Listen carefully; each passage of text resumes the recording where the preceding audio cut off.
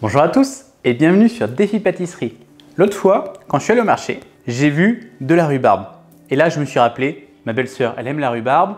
J'ai vu la recette d'une tarte à la rhubarbe dans le magazine Food Pâtisserie. Allez hop, j'en achète avec des petites fraises. Et maintenant, on va se faire une tartelette fraise rhubarbe. Alors, on va couper notre rhubarbe en petits dés. On la lave bien sûr avant et on l'épluche. J'ai appelé maman parce que je me souviens très bien petit qu'elle le faisait tout le temps pour avoir le coup de main. Donc, je suis pas sûr de le faire encore correctement. En tout cas, elle m'a dit que j'étais très lent. Donc, une fois qu'on a épluché, lavé dans le bon sens, lavé, épluché et coupé notre rhubarbe, hop, on va la recouvrir de sucre qu'elle va dégorger et on va laisser toute la nuit. On va pouvoir préparer notre pâte sablée. Donc notre beurre froid coupé en dés, enfin, coupé en dés grossièrement apparemment, il se colle tout seul.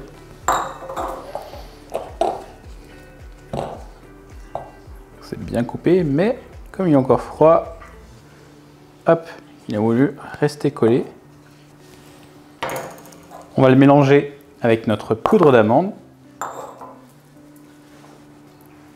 le sucre glace,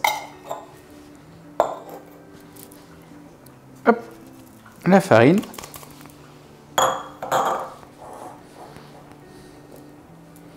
et on va venir mélanger le tout à la main. Donc on va venir sabler notre pâte.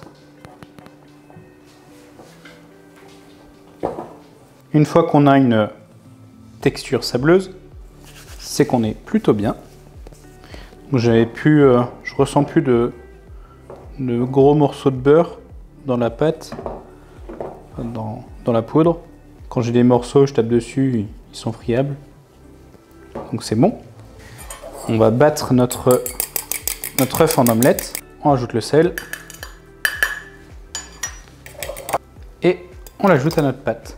Encore une fois, on vient mélanger. La pâte va prendre beaucoup plus de tenue. Et je vais la terminer sur le plan de travail. Et voilà.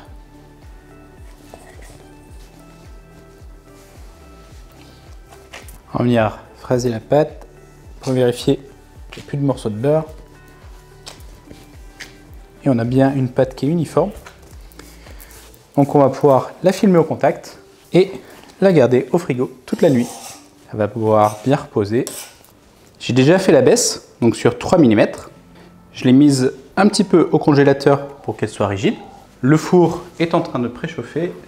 Donc on va pouvoir détailler nos tartelettes.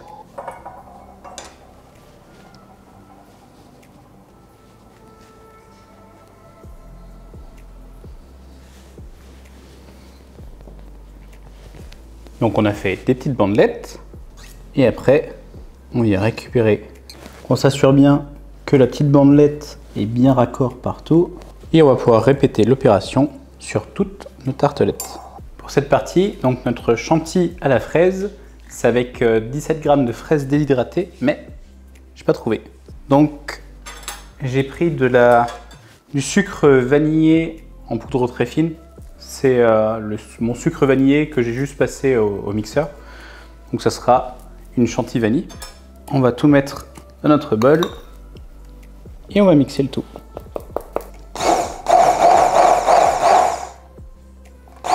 Pareil, un petit film au contact et on garde jusqu'à demain. On va faire chauffer notre crème à feu doux et pendant ce temps-là, on va blanchir nos jaunes. Une fois que la crème est bouillante, on va la verser en 3 fois sur nos jaunes.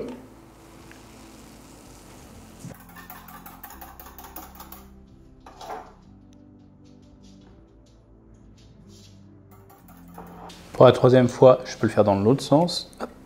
Et voilà. Et maintenant, on va cuire notre crème anglaise.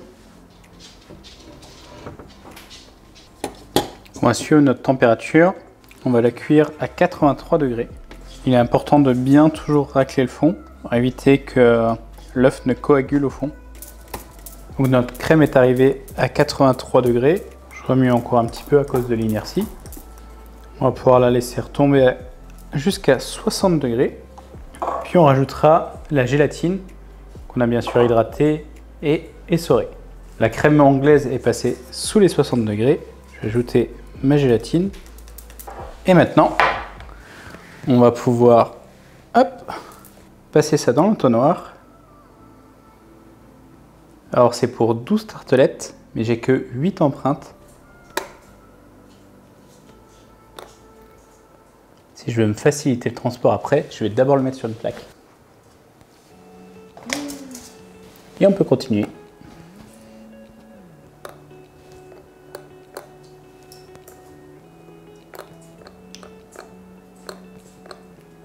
Je sais pas vous, mais moi j'adore ça. Bon, il en reste un petit peu. Il y aura du coup quelques tartelettes qui n'en auront pas. Et maintenant, on va pouvoir les mettre toute la nuit au congélateur, donc 12 heures. Ça m'a pris 5 œufs et une petite réserve de blanc d'œuf encore. Là, on va battre les œufs avec le sucre. On n'oublie bien sûr pas de mettre notre thermomètre. On va faire un bain-marie. J'ai déjà fait fondre le beurre pour la fin. On va pouvoir ajouter notre farine avec la maïzena. Et bien sûr, on le fait en la tamisant. Je vais venir de ce côté. On remue délicatement pour tout intégrer. Et on va pouvoir ajouter notre beurre. Ça me fait penser à un dessert d'enfance que maman nous faisait quand on avait envie de grignoter. Du tsoke-ai, c'est juste des œufs et du sucre. C'est battu. C'est pas chauffé, mais ça ressemble vraiment à ça. On va faire chauffer notre four à 200 degrés. Si vous n'avez pas de... Je sais même pas comment ça s'appelle. De plaque à génoise, je vais appeler ça comme ça. Vous pouvez le faire sur une plaque classique avec du papier sulfurisé. Ça fonctionnera aussi. Et on va pouvoir enfourner notre génoise, donc 200 degrés, pendant 12 minutes. Pour notre compotée de rhubarbe, on va venir l'égoutter et la faire chauffer à feu doux avec notre beurre et le miel. On va juste laisser mijoter en remuant de temps en temps. J'ai préparé la dorure pour nos tartelettes que je viens de fourner.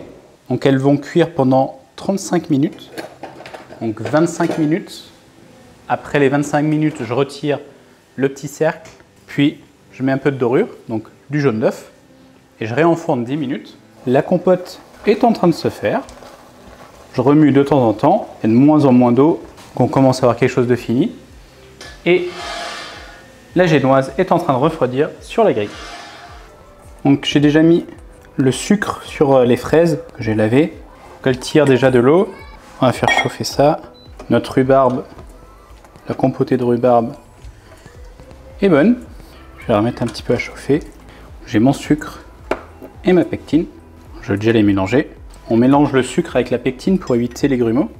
Une fois que les fraises ont tiré un peu de jus, on va pouvoir ajouter notre compotée de rhubarbe. On va ajouter le sucre avec la pectine.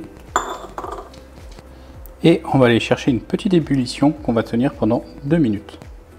Quand on a la petite ébullition, on pense bien à remuer pour éviter que ça accroche au fond de la casserole.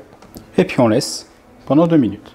Ça fait 25 minutes. On va pouvoir appliquer un petit peu de jaune d'œuf sur nos tartelettes. Attention, c'est chaud.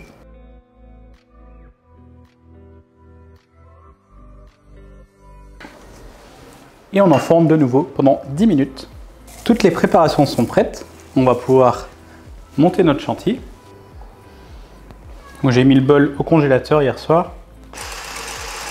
Après, il suffit de battre. On a une belle texture. Notre compotée est encore chaude. Il faut qu'elle refroidisse pour pouvoir faire le montage. Ça sent beaucoup la fraise.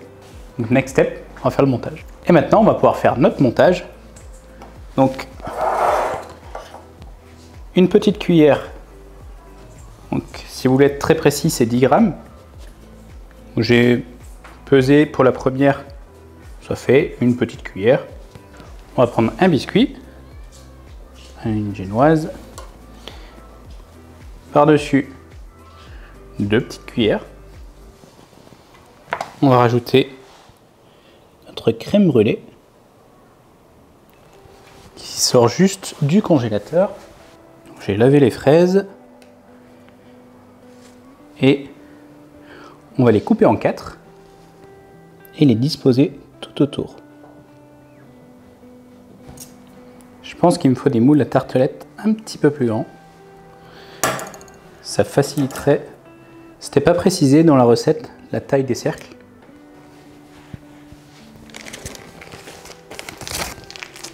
Et on termine avec notre chantilly, avec une douille cannelée. Et si vous avez trouvé de la fraise déshydratée, c'est le moment de saupoudrer. Et bien sûr, on répète l'opération pour toutes nos tartelettes. Et nous voilà avec des superbes tartelettes fraises rhubarbe. La fraise est très présente, la rhubarbe vient par derrière. Elle est vraiment super bonne. J'ai adoré le côté couche, donc il y a plusieurs textures sur la tartelette. C'est vraiment très bon. Je vous laisse l'essayer.